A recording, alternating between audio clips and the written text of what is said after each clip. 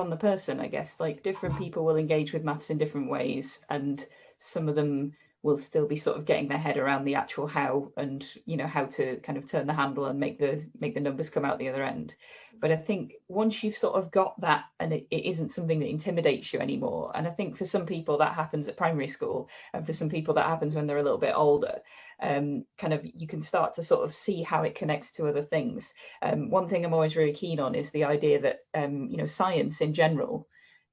often uses mathematics. If you're doing observations of nature, or you're doing astronomy, or you're studying engineering or something like that, a lot of the stuff that you're doing will involve using maths. And the way that schools teach these different subjects, you have a maths classroom, you have a science classroom, and it's in a different place in the school, and you go in the science classroom to do science, and you go in the maths classroom to do maths. And it's very difficult for the teachers to kind of work across both of those things together. And some schools do this absolutely fantastically. And I remember sometimes when I was at school, we'd have like a cross-curriculum day where we would all come out of our normal lessons and we'd spend the day working on a project. And the maths teacher would be there, and the history teacher would be there, and the art teacher would be there, and they'd get us to produce a lot of related material and sort of see how those things connect together on the one topic. And that kind of thing is really great if schools can do that. But it's even just day to day in the maths classroom saying, here's a bit of maths. Oh, and by the way, if you know this, if you can use this technique, you can use it to calculate,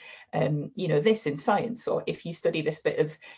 knot theory or topology, you can use it to study DNA molecules in biology, or, kind of putting those connections in. And one thing I always say is I know that teachers are, as I say, very stressed, very important, busy people who have a lot of important work to do, and they're given a list of things they have to teach, and they've got to get through it all, and they've got to make sure the kids are ready for the exams. And it's often really difficult for them to find time to sort of put in those extra things. And it's something that we really need to kind of build in to the curriculum, into the way that these things are taught, that actually maths isn't the thing that you do in that one room over there on a Monday afternoon. Like, it is connected to all of these other things. And in the science classroom to say, oh, here's a thing, and here's how you use this bit of maths, and kind of pulling it in that way. And even in the sort of outreach world, you go to a science festival and you've got people there going, come and be a chemist, come and do some chemistry and put some chemicals in a thing together and make an explosion. And they're not saying, also do loads of calculations about volumes and quantities and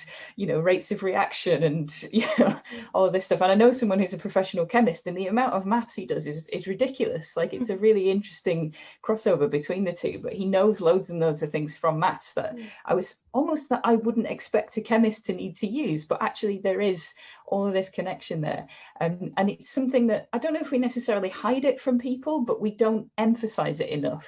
that actually maths isn't just the thing that you do in the maths classroom, and it is partly, it's a thing that underlies all of these other things and gives you all of these tools that you need to do all this other stuff, but also it's